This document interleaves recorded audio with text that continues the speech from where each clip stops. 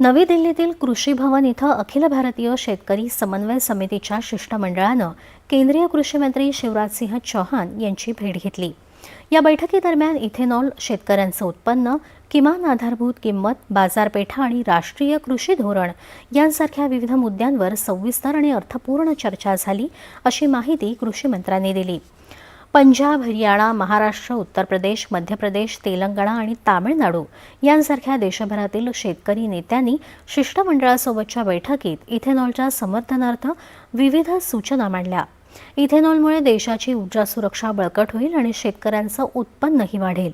शेतकऱ्यांचं हित, त्यांच्या मागण्या आणि सूचना लक्षात घेऊन आम्ही काम करू, असं सांगत शेतकऱ्यांचं कल्याण हे आमचं सर्वोच्च प्राधान्य आहे, अशी ग्वाही केंद्रीय कृषी मंत्र्यांनी दिली आहे।